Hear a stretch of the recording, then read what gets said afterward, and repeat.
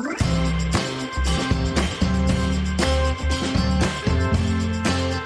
right, welcome back to the Hockey Cards Gongshow podcast, coming to you from Mississauga, right, Troy? Yep, Mississauga.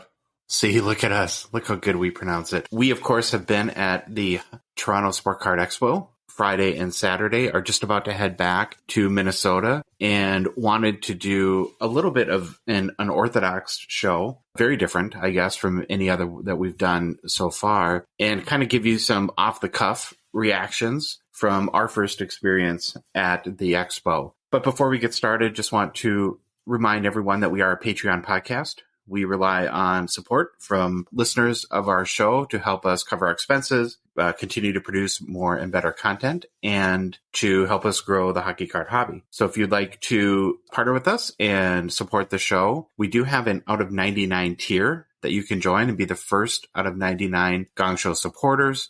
Get access to the Hockey Cards Gong Show Discord, chat with us on the regular, participate with the show. It's very easy to do. Just go to the Patreon website, Patreon, and search for Hockey Cards Gongshow. Or there's a link in the description in the podcast app that you're listening to us on. Or you can go to our Instagram page, and in our profile, there's a link tree, and you can click on the Patreon link there. Thank you, everyone who has supported. We greatly appreciate it. Okay, Troy. So if there's ever a time where we've earned the name Gong Show, this is probably it. Should we describe the scene right now for everyone, do you think? Yeah, definitely. Okay, so we may have not done the most research in picking hotel rooms. And the first thing I'll say is, have you ever been in a hotel room that doesn't have a desk? It is. If I have, it has been a long time. This room is small and makeshift podcast recording studio right now.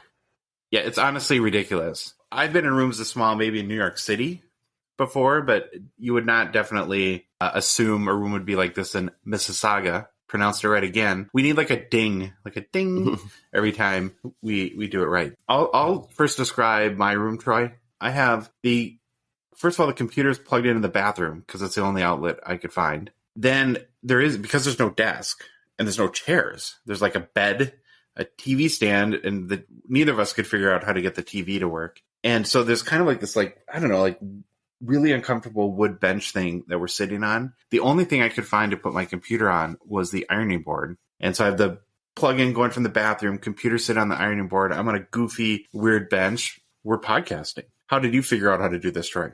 So I am kind of in the same setup. I have my goofy bench. I'm sitting at the front of my bed, and I just have my laptop and my mic on my bed trying to not bounce it because the microphone will probably fall over. So I'm being very cautious. But I did find outlets. I have everything plugged in. Well, that's good. I'm more bitter. I didn't have warm water for my shower. It wasn't even lukewarm water. It was ice cold. So I had to do the old jump in real quick, lather up, and do as best as I could. Well, given we have a 17-hour car ride, I do appreciate the shower. So thank you for doing that. Have you also noticed that the walls here are pretty paper thin? Oh, yeah. So I'm sure there's going to be, I just can't wait for the banging on our door or the wall. People are like, what the hell are these people doing?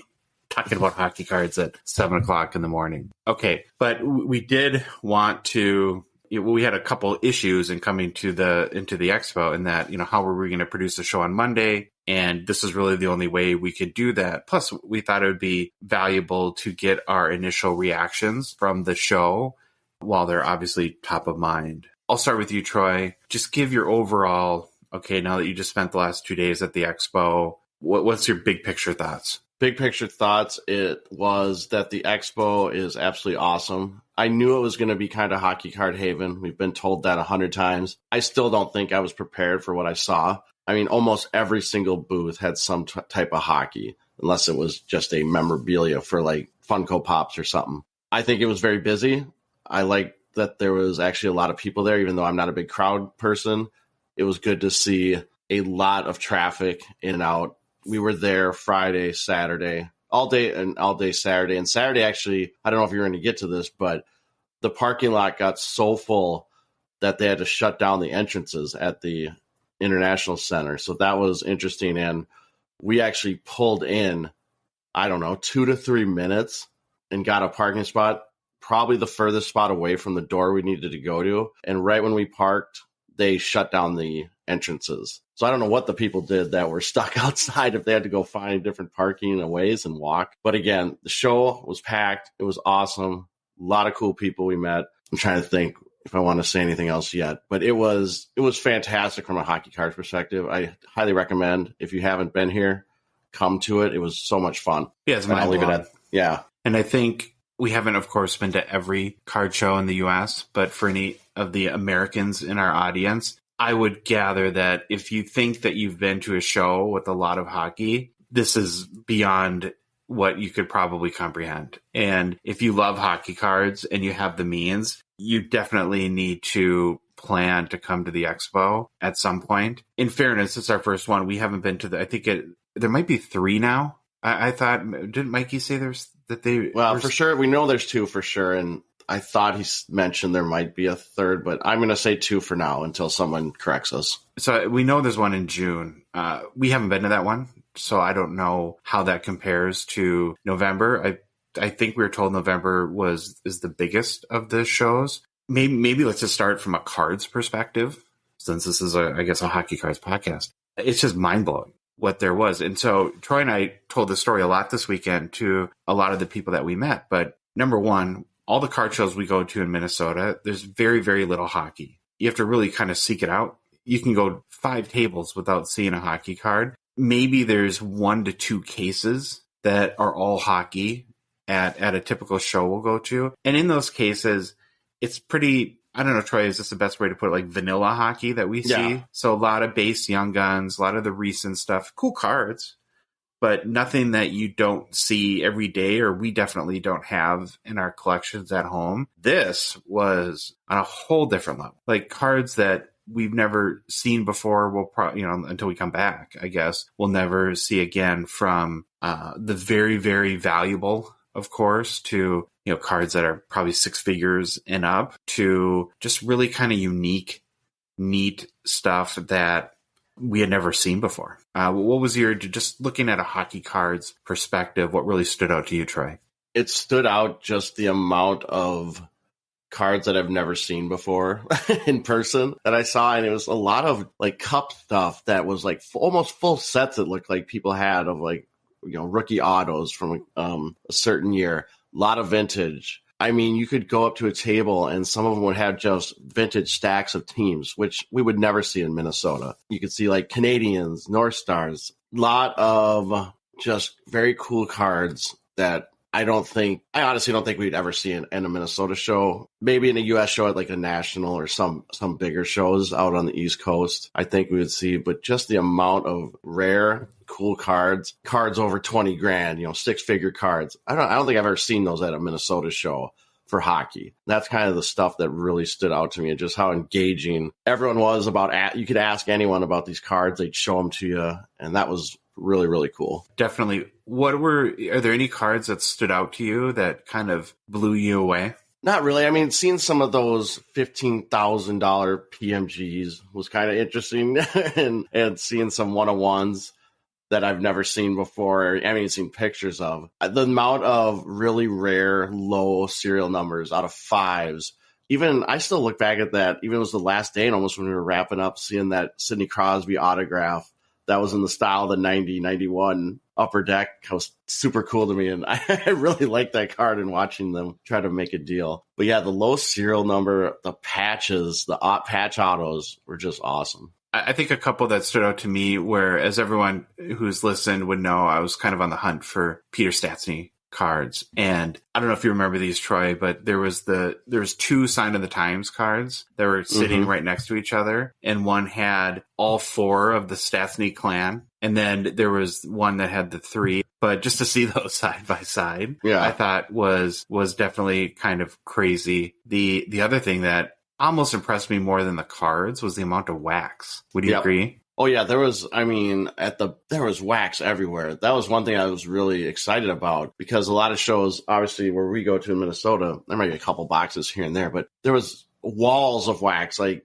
on the back side of the expo in Hall 4, there was, I don't know, it was probably, and this is a huge hall. This one table had, I don't know, half the length of the wall was just stacked with any kind of wax you could want.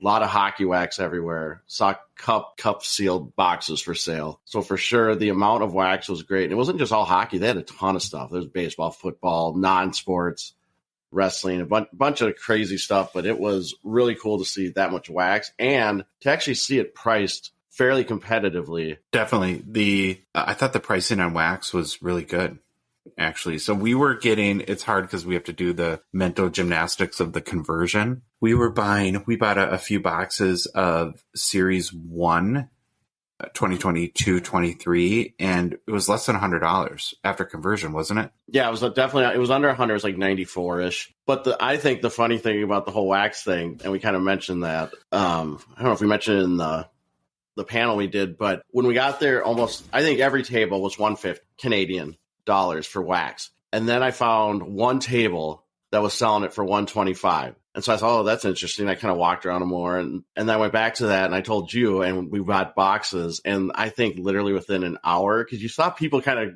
figure it out and they were going to that table. Then you saw almost a lot of other tables drop their prices to $125 Canadian. So I thought that was kind of interesting from just how things kind of worked and how there's even competition during the show. You're right. By day 2, almost everyone was at 125. The reason why a lot of people were hunting wax, especially Series 1, well, of course, it just came out and there's a lot of interest in it. So I think that drove a lot of interest. Also, if you bought it from every booth that's a certified diamond dealer was denoted by, what was it, like a gold balloon or something like that. Yeah, a gold balloon above their booth. And so if you bought a box of Series 1, and there's a couple other boxes that Upper Deck had, I think you could do like Series 2 from last year.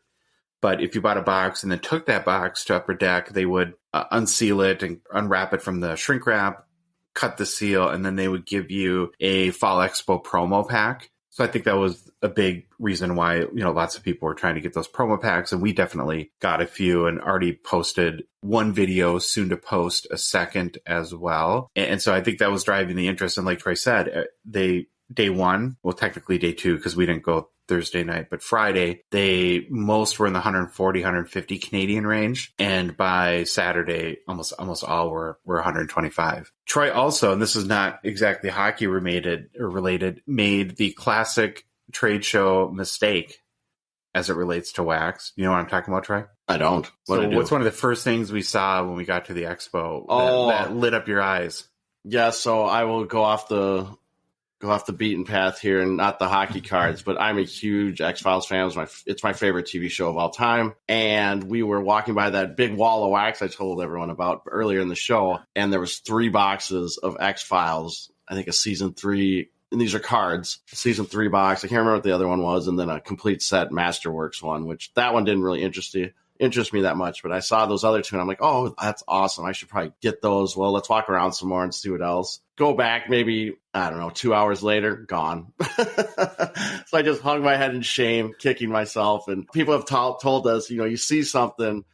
I think Mikey might have told us, or Coach Go, you see something, you might want to make an offer or do something about it right there. Because if you walk around, chances are it might be gone by the time you get back. And I definitely did that. And I'm kicking myself because obviously you don't see those everywhere. But again, not hockey cards, but just one of those live and learn experiences I had. Yeah, especially if it's unique, right? If it's a box of Series 1 or Series 2 and you know that half the vendors have them, I think you can, feel safe that you can walk around a little bit. But if you notice something that is unique or you might not see anywhere else, it's probably a good idea to get it. But I also understand, Troy, your state of mind, right? We just got there. We don't know what to expect. It was literally, I think, was it the first table I think so. We stopped at? So it's really hard to go into that buying mode when you feel like, I don't even know what this place is all about. But sure enough, we do one big loop around the expo halls and it's gone at that point. Trying to think of anything else, other card related. Oh, we didn't see it, but we heard that the 2020 Skybox Metal Universe Retro Gold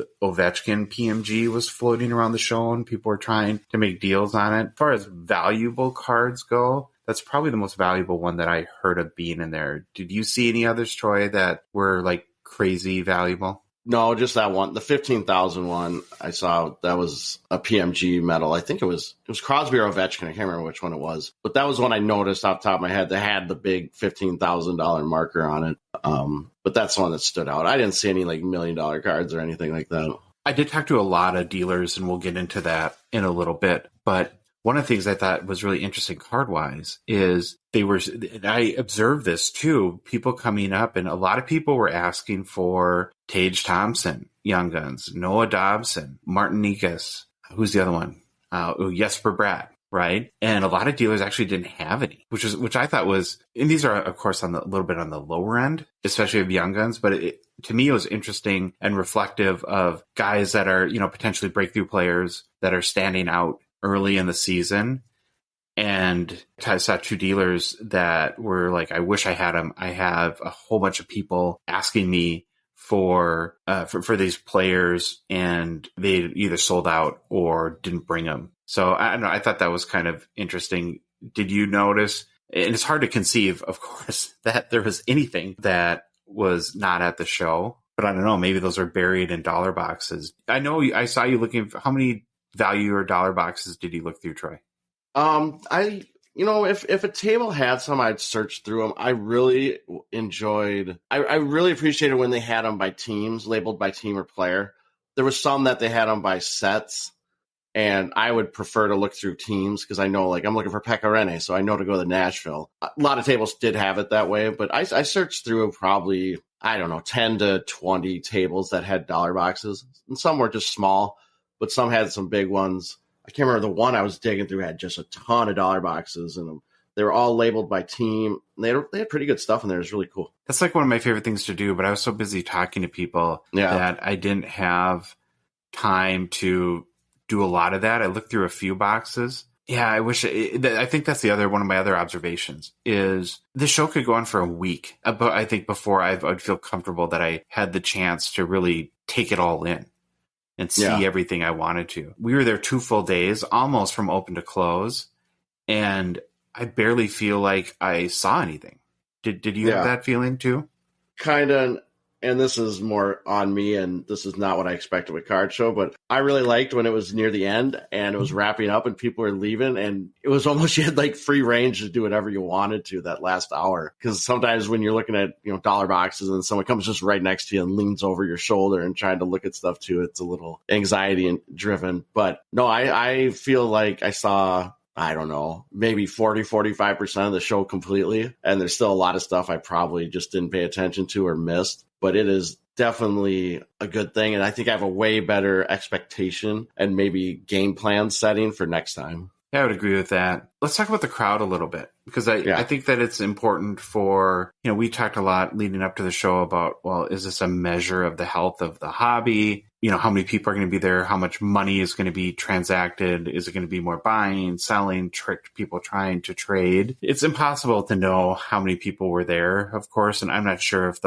we'll get any information as to what the official attendance was. And it's also hard for us, just like you were mentioning, Troy, that we don't have the context of being at multiple shows to compare. It was, to me, it felt like the perfect kind of busy. It was busy where you felt comfortable that, okay, there's still a good amount of life in the hobby here and a lot of interest. And we mentioned the parking lot was shut down because there was no more room to park. And so it got, especially early morning, midday, very, very busy in the expo hall. But it never felt where it was so crowded that you couldn't move around. Well, what were your thoughts of the crowd? I guess that was my perspective. I'll piggyback on that. That's how I kind of judged it. Obviously, if you haven't been there, it's, it's your typical card show layout, huge conference or convention center. But there was never a time where I got down a row or was walking down an aisle where I couldn't get through. But there were times when it was maybe one person could squeeze through because there was a lot of people on both sides doing stuff. I felt it had really good attendance just from my perspective. Obviously, you said the parking lot, but it was definitely busy. But I never felt like I was overwhelmed. I could always step out and take a break and look at my phone if I needed to without feeling like I'm in the way. So that's how I kind of looked at it. It was definitely very busy, but it wasn't so busy that you couldn't do anything or see it. Any table you walked up to, you could usually get in and look and check things out. Yeah, I totally agree with that. I thought it was really interesting too, talking to lots of dealers. What I try to do is get some, again, on this sort of track of where is the hobby at health-wise, where's the market at. So I asked a lot of dealers throughout the 2 days how it's going. What are people asking? What are you selling? What's the kind of the mindset of people that are coming up to booths? Are they wanting to trade more, or are they pulling out their wallet and spending cash? And I got to say, Troy, I was really pleasantly surprised that a lot of the dealers I talked to said that they were selling a lot of stuff and that they thought it was a very, very good buying show. The interesting thing that they said is in different times or different, where the market's been in different places, is that there'll either be people that are very much trade focused, right? So they'll identify a card at a booth and they'll want to try to make a trade for that, or they're more buy focused. They'll just pull out their wallet and give out the cash. But apparently at this weekend, there's been a lot of, I don't know what you call it, combo deals. So half trade, half cash. And I think that from the dealers I talked to, that was giving them a lot of more comfort, right? Because I think they felt like they were getting at least a little bit of cash on top of deals. But from almost everyone, I didn't talk to anyone from a hockey perspective that said that they were not really excited about the business that they were doing at the show. Anything you observed along those lines? You did a lot more talking, but I did observe, because there were some booths that just caught my eye, and I kind of kept checking them out, and you could definitely see that cards were moving, and bigger cards too, that you could look in the booth and you could kind of see that they've moved them around or that things are missing. And even some people had cards on kind of a stand-up shelf, and they would put a little sold Post-it note when they sold one. So I thought that was kind of interesting too. And there was definitely movement being done. I don't know how much. I would love to know. We were talking about this earlier. I'd love to know the transactional amount of money that was done there, but you'll never know that. Yeah, we were guessing in the millions? Yeah, we're like millions, tens of millions. I don't know. We made this comment to Sports Card Cartel last night, but dang, Canadian money is cool looking. Definitely cool looking, but then he let us know, don't let it sit next to your car heater because it will melt. Thought that was kind of funny. Kind of felt like the American cash is kind of plain. After it's all like shiny and colorful. Yeah. I don't know. I'm really digging Canadian currency. I'm sure Canadians wish it was worth more at this time because I know the dollar is really strong. But yeah, it's kind of, I guess I would consider our currency, the aesthetic of it, a little more monotone, where Canadian currency is a little more flashy and people be pulling out their wallets and you have it's like a jungle of colors. And it's like, oh man, I like that. That's kind of cool. But if anyone follows our Instagram, you'll know I'm kind of a color guy, like a mix of colors. So I suppose that's not a great surprise by any means. We did talk to a couple people as it relates to other sports, though. And I think like soccer in particular, I heard from a few was really tough at the show. So I don't know what that means, too, from a hockey perspective. I don't know. Did you hear anything like that, Troy? No, not really. I mean, I saw soccer obviously being sold, but I didn't talk to anyone how that market's doing. I was more actually intrigued by what you said because with World Cup coming up, I thought soccer would be kind of a hot commodity. One would think, but I'm also starting to wonder if, and I relate this back to all the research we've done on the hockey side, is if the whole anticipatory, I don't know if that's a good way to put it, sort of market is not as robust as one might think. So that was really weird, and I'll explain. But you think of, so when you let's go to hockey. Any hockey fan gets pretty excited 2-3 weeks before the season starts. And so almost logically, you think at that point, oh, card values start to go up. But from what I found, they really don't. It's 2 weeks after the season starts is when you start to see the increase. And so we're not a soccer podcast. I don't know anything about soccer collecting or how the market works, but I wonder if it's maybe not as doom and gloom as some people said. And like I said, intuitively, you might think, oh, we're just a few weeks before the World Cup. People should be going nuts about soccer. I wonder if the prices will really start to spike as you get into the tournament and you start to have some big time performances. But I've definitely notice that from a hockey perspective. Okay, so next thing I want to cover is the people we met. We got to meet a lot of awesome people. And this by far was the best part, I think, of the 100%. Whole show.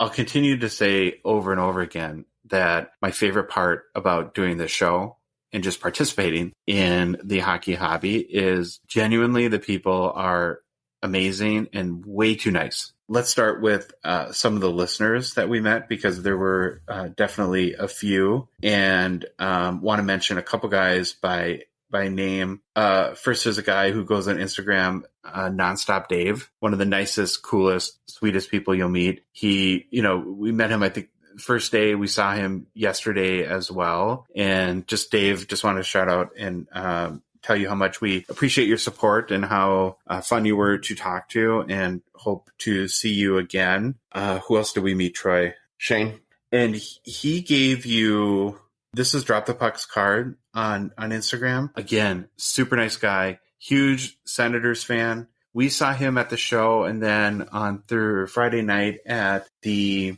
Relics kind of poker party / trade night. And please, people, don't do this, but he was so nice and gave us a bunch of cards, and gave you a really special one, Troy.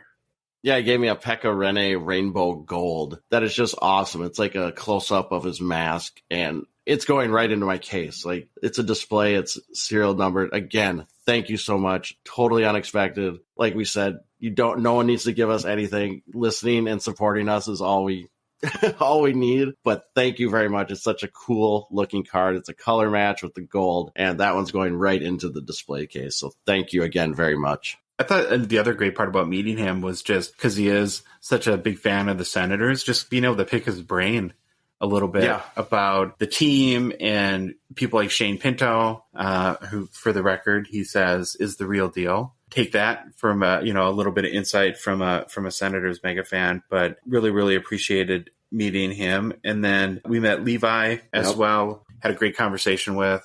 He came from the U.S. as well. And so, Levi, thank you so much for reaching out and for connecting. And if we missed anyone, definitely it wasn't intentional, and sorry about that. And we'll have to connect in the future. But yeah, it's more, we were distracted. We'd get talking. Like, there's one point we were looking at stuff and we're talking to Upper Deck, and then we realized we've been talking to them for an hour and a half at their booth. And it's like that kind of stuff just got in the way a little bit. And if we did meet and forgot, it's not intentional. We're basically running on fumes right now. And it's kind of funny, we talk about this too. You get the Discord names or the Instagram names, and it's really nice to put faces and real names to that stuff. So again, if we forgot you, please accept our apologies. we tried, but it's not intentional by any means. And if we mixed you up, we're sorry, Troy. I can't remember which day it was, but you were on the struggle bus, and I think there was just so much going on, and I was definitely feeling this too. But it's like sensory overload, and we have people messaging us, and we have people talking to us. So you're messaging the wrong person, and then you're asking me who someone is, and I'm giving you the wrong name.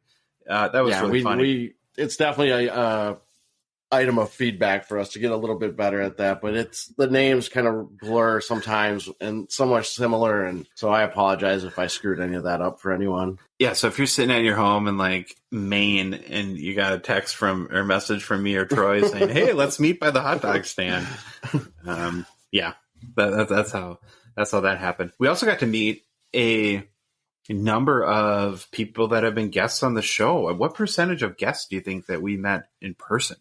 That was probably pretty good amount. Definitely. We didn't meet the card ladder people. They need to come here. So if you're listening, Chris or Christina, you guys definitely need to make it up to the expo. But we got to meet, obviously, Coach Ko, who we did the panel with, and we'll talk about that in a little bit. He's a super nice guy and was definitely being noticed a lot. He's got that real unique look, and he's got that amazing mustache. And so I was kind of wondering if he was able to get 10 feet without anyone stopping him at this point. But super nice guy. We talked to the Upper Deck folks for quite a bit.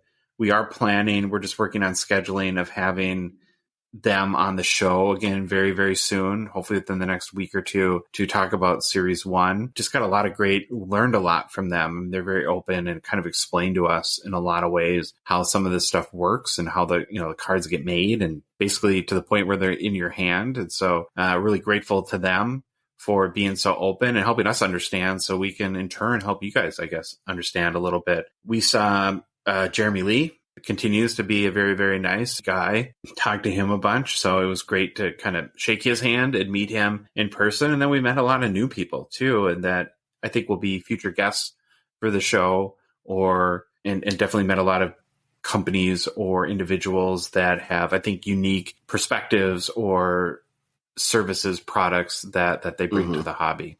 What stood out to you, Troy, about kind of all the people that we met and got to talk to? Like I said, it's just how open they are. Obviously, you kind of mentioned it, but Upper Deck we talked to for a long time, super open, answered any question, even if it was kind of a tough question. They gave us an honest answer. Meeting the guests that we've had on the show, meeting new guests. And I think one of the cool things was seeing hockey-related products that weren't specifically hockey cards and talking to some of those people. I know, Josh, you talked to a guy that made these tremendous art prints that were in the hallway, and seeing some of kind of that memorabilia aspect, which we don't get into a lot because we're hockey card focused. But again, my takeaway again is even from, listening or talking to our listeners, our Patreons, all the people at the tables and the booths, our guests, they're all fantastic. I didn't have one interaction that was bad. They were all good. They were all great. They were willing to talk, willing to have a conversation. So that was to me, again, the best part. The artist was, and I just thought that these were like photos that were put, you can take photos and print them on canvas and sort of make them look like paintings. Well, I had stopped by this guy's booth because he had a couple cases of cards and some really nice inserts. And I like the Jambalaya cards a lot. I think we've told the story about Jambalaya before, but I never really got the whole Jambalaya thing until seeing one in person. If you've never seen one in person, which I'm sure most people have, photos, it's the one card where photos do it no justice. Because there's almost like a 3D or like depth to the card that you just can't see until person or until you see it experience until you see it in person. And so those kind of caught my eye and end up striking a conversation with the guy at the booth. And you guys got all these kind of cool hockey prints. There's a Gretzky painting with the where he's wearing the Jofa helmet, which I always love. And I was asking, and then he had this huge print of McDavid and Draisaitl kind of from like looking at the back of their jersey with their heads turned, like they're talking to each other. And he proceeds to tell me that this is hand painted and took him more than a year to finish. And that's pretty amazing. And the painting, I wish I could remember his name. I might want to have him on the show just to talk about, I guess, his art, and I don't know how that translates to a podcast, but we can pick around that. Anyways, it's just amazing to see this piece of art and to think, gosh, this guy spent more than a year painting this. So like you said, there's lots of other types of not just hockey cards, but from tables, like wood tables that had hockey logos, like really cool inlaid into them, and benches to, what were those display things, Troy, that we saw? Yeah, they were like, describe them? I almost, if you're familiar with starting lineups, these were 100 times better than a starting lineup figure. They looked like they were handmade, painted, but he had them in these nice, huge display cases, but they would be like 10 or 12 in a case, and they have a theme. Like one was Battle of Alberta, and it was Edmonton, Calgary people. I think they had a Russian one with maybe like Ovi, but it was really cool. Obviously they were spendy, but if you had room, like that was one thing we said, it would take a lot of room to have something like this. But if you had room in your house or apartment or whatever for one of these display cases, it would be just an awesome like centerpiece. Definitely. I'm trying to think, was there anything else? Oh, there's a lot of other kind of cool displays. Like there's companies that had prints of like a large kind of like print that you put on a wall that would be like a Guy Lafleur rookie and a PSA. There's a Ken Dryden one with his mask. Lots of photos that were autographed. And what Troy and I were kind of laughing about yesterday is we kept seeing these people that are carrying these huge photos around. Yeah. And how crazy that must be, or annoying it would be for the day. Oh, I guess the other thing we should mention too, this just talking about the guys carrying the big prints around and big frames. Another Gong Show moment, through poor logistics, we ended up having to switch hotels between our first night and subsequent second nights. And so as a result, we didn't want to leave our valuables in the car. So Troy and I both packed our backpacks pretty full and lugged those around all day. Holy cow. My back hurt so bad. And it just made me think that, there's a lot of people that bring all these cards with them. and especially that want to have them at the show for the trade nights. Neither of us have this yet, and we're kind of trying to talk to a couple companies about maybe partnering with the show, but getting a slab case or something like that is probably a good idea. But then you got to carry that around, I guess, all day too. Yeah, those smart ones had the wheels that they could just pull it like a travel bag or travel luggage. That is a good idea. I might have to get one of those. All right, well, let's kind of transition and talk to about more the corporate side of the show. What stood out to you, Troy, from, obviously you have your individual kind of card dealers or card shops, but then there was quite a few corporate booths, actually. Yeah, a lot of corporate booths. Off the top of my head, there was obviously eBay. There was all the grading companies. The big one that, we talked about them, and we talked to Jeremy Lee, it's Tag. Tag had a very huge presence there. They probably had, I would say, 4 to 5 different little kiosks besides their main area. So they definitely came in big to the show. I think I mentioned eBay. Some of the corporate stuff that I wasn't familiar with was there, but they had Payther Displays had a huge area, and they say they can make any custom display case. And it was a very good setup. So they were huge, right, kind of in the middle.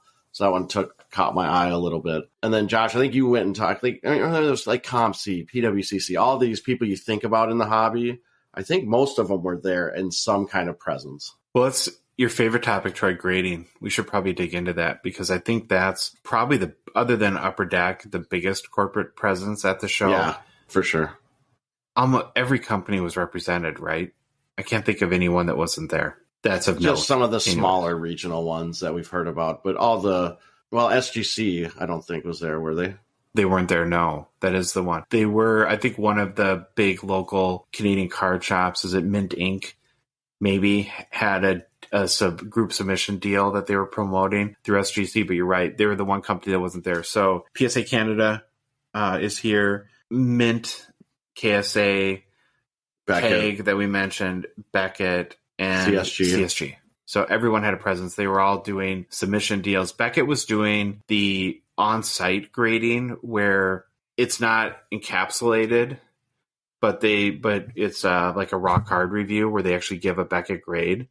And I think you could turn that around in 2 hours. So I saw a number of guys, and shout out to a guy named Peter who I met, who was buying raw cards while at the show, submitting them to Beckett, getting them back in 2 hours, and then making 10, 15, 20% on the spread because now it's got the Beckett grade on it. I thought that was a pretty smart idea. Yeah. We should dig into Tag a little bit because, again, like you said, Troy, I thought it's really interesting. Number one, the presence that they had at the show, like you said. They had a huge setup that was very, very well done, very not cheap by any stretch, had a lot of slabs out there for you to look at, had iPads next to them where you could view all their dig report, I think it's called, and all the associated reporting and features that come with their grading. Then they had a number of other smaller booths throughout the show, but it was the first time either of us had seen a Tag slab in person. What were your thoughts on the slab itself? Slabs look super nice, very clean. I like how the writing's etched in. I like the QR code. Definitely appreciate how they look. And actually, now that you said about Tag slabs, I saw a YouTube video where a guy, this is anecdotal, right? That's one Tag slab, but he tried to crack one. And boy, he tried to crack it and it almost took out the card and everything. They're not the easiest thing to crack.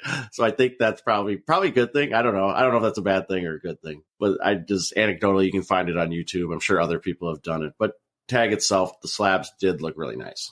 Super nice. I agree too. I love how the label is etched into the plastic of the case. I think that it's just kind of a real cool aesthetic. They are very clear, and the clarity of the slab is not a huge deal to me personally. That doesn't change my opinion of it, but I know it is a big deal to a lot of people. So it's probably, are you a big guy on slab clarity or the clarity of plastic, etc., Troy? I know. I know it looked clear. I never thought about it, and I don't say it doesn't draw me to it over a PSA slab or a BGS slab or anything, but it definitely looked cool. I didn't, other than Jeremy's booth, who had a lot, which was really kind of cool to see. He had a whole case of Tag graded cards. I didn't see mini tag cards at vendor booths? Did you see any? Not that I remember, but I don't think I did at anything besides Jeremy or the tag displays. But I could have just obviously missed them. And I'm not shocked by that. I mean, they just started taking submissions a month or two ago, so I don't see that as a negative by any stretch. But it just kind of gives you more of an indication of where tag is, and that they're still very, very early in the process. We did talk to Jeremy about one of the kind of issues that we've noticed with tag, and it's not really about them or their grading. It has a lot to do with their name. And because Troy and I are curious, and we're really curious about adoption into the secondary market. And so not every day, but once or twice a week, we'll be talking about tag, and it'll pique our curiosity, and we'll try to do some eBay searches or Card Ladder or 130 Point. And it's really, really hard to find sales. Reason one is, again, they're just ramping up. You don't expect it to be a ton of sales in the market, so this isn't a negative thing in the least bit, but there's probably not a ton of sales. The second issue, though, is related to their name and the fact that when you search Card Ladder or 130 Point and use the word tag, they're going to return the search engine that you're basically searching, mainly cards that have like laundry tag patches. So it's been really hard for us to find sales. Yeah, you gotta get a little more specific. You gotta do like tag graded, or maybe do tag 10, tag 9, or something like that. I've had a little more success. When looking for hockey, I've kind of looked at like Upper Deck tag graded or Upper Deck tag graded 10. Just something, you got to get a little more specific. You just can't say up tag, because you're going to get way too many results, and you'll get a lot of the, like you said, this laundry tag patch stuff. So if you're tag grading, it's a big problem, right? Where so much of a grading cards or grading companies, really viability comes from how it's valued on the secondary market. And when it's hard to find the sales, that's an issue. And so we actually asked that question to Jeremy, and he said that they've acknowledged it. They're on it. They're working with eBay and other folks to find a solution. So because of I guess I wanted to bring it up, Troy, because I assume if we're having an issue and kind of our interest in tag and wanting to see how things are going for them and see how the market is responding, that I guess I've assumed other people are having that issue too. Definitely. I will say, though, last thing on tag before we move on from them is, again, I've been very clear about, I guess, this is just how I view it, that at the end of the day, it just, their ability to create value in cards is what's going to determine, I guess, where they stand as a grading company. And only time will tell. And so you got to give them the benefit of the doubt and time to do that. But that being said, to this point, I have to admit, and it's not that I do it begrudgingly because I'm rooting for them and anyone else, they are doing everything right to this point. And I think for as much as they could accomplish this early into the game, I can't really think of, other than the name issue, which, again, it seems like they're working out. I don't know, Troy, how you feel, but I am impressed to this point, I guess is the best way I could put it. Yeah, definitely impressed. We'll just have to see how it plays out with the market and if they can get a foothold in. Any other kind of companies that you saw that stood out to you? Not off the top of my head. We've talked about everyone that, like, on the corporate side, that kind of stood out to me. I will say this, and again, everyone knows I'm not the biggest grader. It's not an area I'm really interested in. But when we did walk in, and this is completely anecdotal for the time that we came in and walked in, PSA Canada had a huge line. There's a lot of people in that line. Beckett had some people going here and there. But that, again, was just a point in time. I don't know who got the most traffic. I would guess PSA, but that's just me. And I guess one thing I forgot, I don't know what it's usually like, but I will say that autograph line for Matt Sundin obviously makes sense, being in Toronto, was very long. Now, we didn't get any autographs. We didn't get any of the tickets or anything. And I don't know how the other lines were, because there were some other people, obviously a lot of cool people there. We did see the Hanson brothers signing. They had a pretty good line, but the Matt Sundin line was insane. So I hope if you're in that line and you're a listener, you got through and got your autograph item, because I'm at a point in my life where lines just I can't sit in lines anymore. Yeah, it was insane. And we'll talk about our little talk that we gave on the main stage in a minute. But as we were gathering by the stage and kind of waiting to go on there. This was just a blast from the past, very nostalgic. We're sitting like right next to D Brown, the NBA player who won the slam. If anyone's old enough to remember winning the slam dunk competition where he basically put his his hand over his eyes or elbow into his eyes so he couldn't see. But that took me back to definitely my youth. And then your girl, Sarah Palin, was there too, Troy. I will never understand how Sarah Palin ended up at the Toronto Sports Card Expo. I don't know how that came about. And let's just make it very clear, she is not my girl. That's not what I heard. I told you this yesterday, though, that I think that, and this isn't my thing, but political cards have become pretty big in the last couple of years. Yeah. Like I see in local card shops all the time, those like Decision 2020 hobby boxes. So I'm pretty sure that she must be in those sets. And that there's at least a fair amount of people that collect that stuff. I think there was a couple signees that can't. I know, like, was it Pat LaFontaine? LaFontaine canceled. Did John LeClaire cancel too, or no? Maybe I'm not 100% sure. I'd have to look at the site again. I just randomly looked. I don't know why I was looking, and then I saw, oh, this person canceled or this person canceled. Yeah. And I think to your point on Matt Sundin is if it's somebody super popular, they do have that fast pass option. That is probably a good idea if you don't want to spend a good 2 hours of the show probably waiting in line.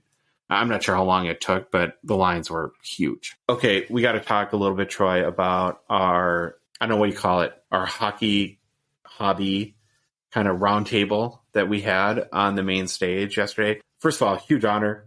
Our show has been around for, I think, less than 6 months to this point.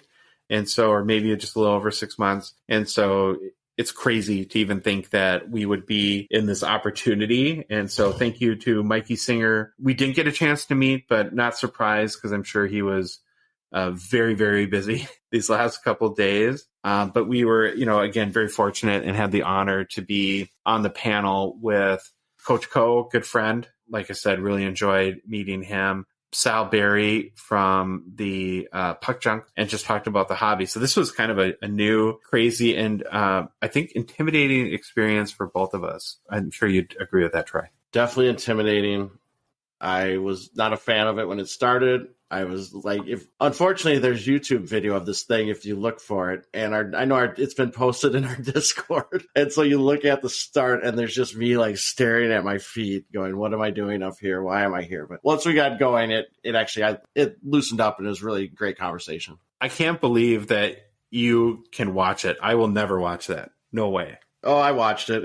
And then you're going to love this. Once you start speaking, they zoom the camera right in on you. And so you just get to see yourself bumbling words like I do all the time. But it was a great experience. And it was cool. You had, I don't know how many seats they only had. They only had like 20 some seats. But there was people there actively watching and engaging, asking questions, giving me the thumbs up to speak up louder. So thank you, Dave, on that. I appreciated that when he's like giving me the thumbs up, speak up. I'm like, oh, okay. Thank you. Yeah. I don't imagine I will ever be able to watch that. And yeah, it's just not something that would be fun for me, but it was a good experience. And I think probably I don't know if you thought this as well, Troy, but what kind of helped is that we didn't really know what to expect. So we're kind of ill prepared, and they just said at some point, go on the stage and talk. So there almost wasn't enough time to get super nervous about it. Would you agree? Yeah. No, I agree. I agree 100%. It was just like, all right, you're all here. All right, you're on. Go. Oh, your mics are on. You better start.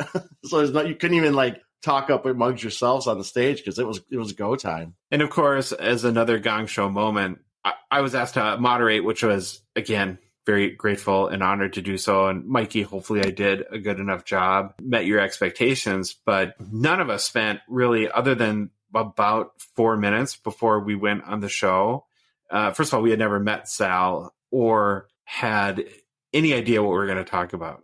So there was a couple of times where I literally blanked. I'm like, what do we talk about next, guys? And just everything was completely off the cuff. Wow, like this show right now. So that was a new experience. And what's funny about that is, number one, the podcast we're doing right now, and then going back to the talk that we did yesterday, what people will probably be shocked to understand is when we do our normal podcasts, they're not scripted, but we have very detailed outlines, right? So we know exactly what we're going to talk about. We know the key talking points. And I guess for me, Troy, I've gotten very comfortable to having that level of, I don't know if you call it a crutch or not, but to go on into this new environment where it's video, where you're on a stage, where there's a live audience, and literally to completely wing it was very, very intimidating for me. Yeah, but I think it actually added to it and made it a little more. I mean, obviously our podcasts were conversational, but that had to be all conversational. There was nothing really planned besides a 4-minute meet before and say, what about this topic? What do you think of this? Good. And then the funny thing is we had to stop talking about that because we were starting to get into stuff that we wanted to save for the stage once we started talking. So I think it ended up great. We've gotten good feedback from the people who are there. They're just being really nice and don't want us to crush our dreams just yet. Yeah, don't want us to go throw ourselves in the garbage can outside the show. All right, well, did we cover kind of all the big stuff, do you think? I think so. I think we covered everything we wanted to from the point of this show. Obviously, this is kind of an off-the-cuff.